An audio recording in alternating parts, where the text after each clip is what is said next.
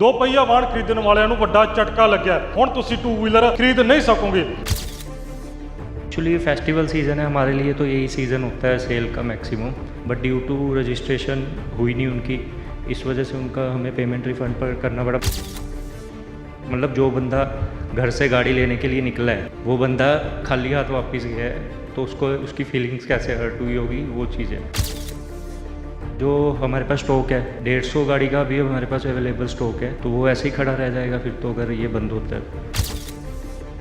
मैं अपनी मेहनत से कमा रहा हूँ, मेरे हाथ में होना चाहिए ना कि मुझे क्या लेना है। अब ये तो गवर्नमेंट की ज़बरदस्ती होगी कि इलैक्ट्रिक ही लो।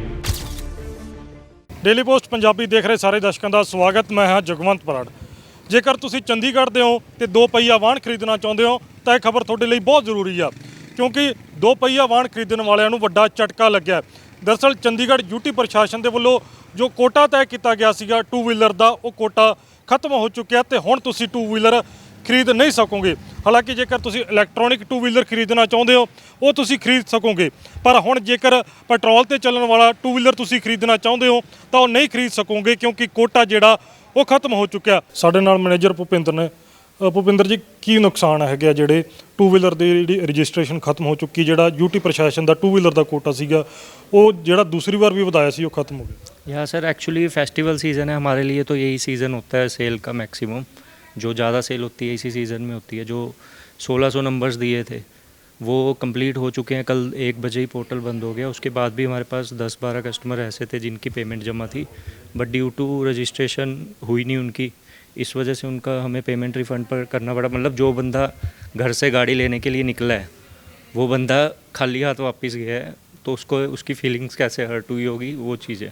प्लस जो हमारे पास स्टॉक है 150 गाड़ी का भी हमारे पास अवेलेबल स्टॉक है, तो वो ऐसे ही खड़ा रह जाएगा फिर तो, अगर ये बंद होता है तो। जो ये कैपिंग है मेरे हिसाब से तो ये हटानी चाहिए, क्योंकि अगर मैं नॉर्मल इंसान हूँ तो मैं अपनी मेहनत से कमा रहा हूँ, तो मेरे हाथ में होना चाहिए ना कि मुझे क्या लेना है। अब ये तो गवर्नमेंट की ज़बरदस्ती होगी कि इलेक्ट्रिक ही लो, तो इलेक्ट्रिक के लिए ये पॉलिसी बनाई है, अच्छी बात है, आप उस पर इंसेंटिव्स दीजिए, बट पेट्रोल व्हीकल्स बंद ना कीजिए ना, जिसको मतलब डेली 400 किलोमीटर चलना है, 300 किलोमीटर चलना है, तो उसको पेट्रोल व्हीकल ही सूट करेगा, क्योंकि इलेक्ट्रिक व्हीकल की रेंज 100-105 से ज़्यादा है नहीं, ठीक है, बट उसके हिसाब से 4 घंटे बाद चार्ज करना पड़ेगा। तो अगर उसको 150-200 किलोमीटर जाना है तो चार्जिंग के उस पर ही रह जाएगा ना। पेट्रोल व्हीकल तो पेट्रोल डलवा और चला सकता है। लोगों का इंटरेस्ट भी हजे तक घट है, मतलब उधर भी मोटिवेट। इलेक्ट्रिक में लोगों का वैसे भी इंटरेस्ट कम है, या तो बंद होने पे इलेक्ट्रिक की सेल बढ़े, इलेक्ट्रिक की सेल तो वहीं की वहीं खड़ी है, तो वो चीज़ है। तो जिवें फैसटिवल सीजन है लोग तुहाडे कोल आउंदे वापस भी मुड़ के गए है, पर हुण जिवें स्टॉक तुहाडे कोल है ये कदों तक तुहानूं लगदा कि दोबारा स्टॉक विकणगा तो फिर इसकी सेल हो सकती? सर, अभी अगर ईवी पॉलिसी के हिसाब से देखें तो ये 31 मतलब मार्च तक हम बेच ही नहीं सकते।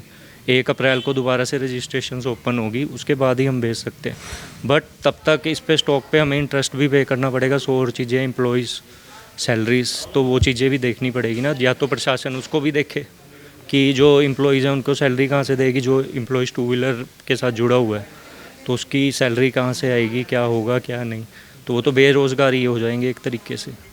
ਤੁਹਾਡੀ यूटी प्रशासन ਦੇ ਨਾਲ ਮੀਟਿੰਗ ਹੋਈ, ਕਿਉਂਕਿ ਜਿਵੇਂ ਦੱਸ ਰਹੇ ਹੋ ਕਹਿੰਦਾ ਤੁਹਾਡੇ ਕੋਲ ਸਟਾਕ ਵੀ ਹੈਗਾ, ਸਟਾਕ ਵੀ ਬ੍ਰਾਂਡ ਨਿਊ ਕਹਿ ਸਕਦੇ ਆ, ਨਵੇਂ ਮਾਡਲ ਕਈ ਆਏ ਹੁੰਦੇ ਆ। न्यू मॉडल्स हैं या we have 2-3 new models, Pulsar N160 N250 वो भी है हमारे पास अवेलेबल, बट वो भी एज़ पर यूटी गवर्नमेंट हम बेच ही नहीं सकते।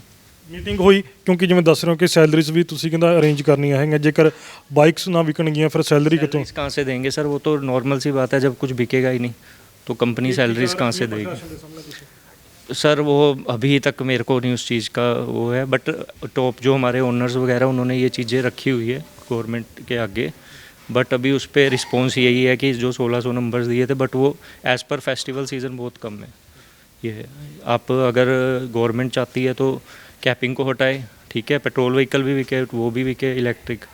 ਯਾਨੀ ਕਿ ਜੇ ਕਿਸੇ ਨੇ ਚੰਡੀਗੜ੍ਹ ਦੇ ਵਿੱਚ ਖਰੀਦਣਾ ਉਹ ਖਰੀਦ ਨਹੀਂ ਸਕੇਗਾ, ਪਰ ਜੇ ਕਿਸੇ ਨੇ ਉਹੀ टू व्हीलर मोहाली तो खरीदना, पंचकूले तो खरीदना, उत्थे खरीद के चंडीगढ़ में तो चला। मेरी बात सुनो ना, अब गवर्नमेंट कह रही है कि पोल्यूशन कम होएगा, अगर मैं चंडीगढ़ में हूँ, ठीक है, मैं पंजाब से ले आऊँगा, हरियाणा से लाऊँगा, चलेगी कहाँ पे वो गाड़ी? वो चलेगी तो चंडीगढ़ में, या तो अदर स्टेट के व्हीकल्स को एंट्री बैन करो चंडीगढ़ में, अगर यही करना है।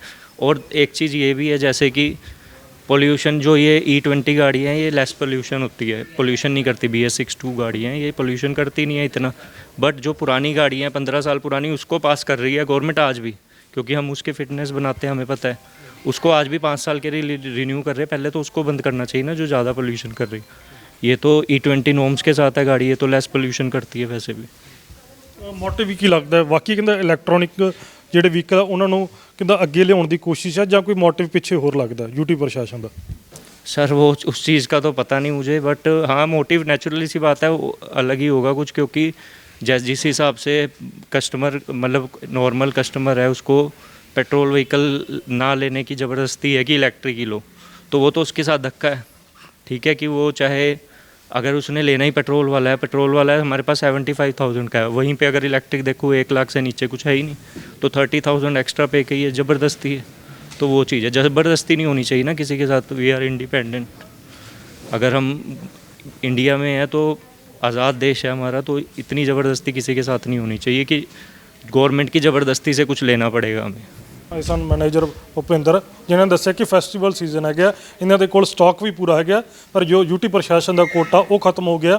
ਤਾਂ ਬਹੁਤੇ ਲੋਕ ਅਜੇ ਵੀ ਸੀਗੇ ਜਿਹੜੇ ਇੱਥੇ ਇਹਨਾਂ ਕੋਲ ਆਏ, ਪੇਮੈਂਟ ਕਰ ਦਿੱਤੀ ਸੀਗੀ, ਪਰ ਕੋਟਾ ਪੂਰਾ ਹੋਣ ਕਾਰਨ ਇਹਨਾਂ ਨੂੰ ਪੈਸੇ ਰਿਫੰਡ ਕਰਨੇ ਪੈ ਰਹੇ ਆ। ਜਿੱਥੇ ਪੈਸੇ ਰਿਫੰਡ ਕੀਤੇ ਹੈਗੇ ਆ ਤਾਂ ਉੱਥੇ ਹੀ ਜਿਹੜੀ ਵੱਡੀ ਚਿੰਤਾ ਹੈਗੀ ਆ ਕਿ ਜੋ ਇਹਨਾਂ ਦੇ ਕੋਲ ਕੰਮ ਕਰਦੇ ਨੇ EMPLOYE, ਉਹਨਾਂ ਦੀ ਤਨਖਾਹ ਕਿੱਥੋਂ ਕੱਢੀ ਜਾਵੇ। ਤਾਂ ਵੱਡੇ ਸਵਾਲ ਨੇ, ਤਾਂ ਰੋਸ ਇਹਨਾਂ ਦੇ ਵਿੱਚ ਵੀ ਹੈਗਾ, ਆਮ ਲੋਕਾਂ ਦੇ ਵਿੱਚ ਵੀ ਹੈਗਾ।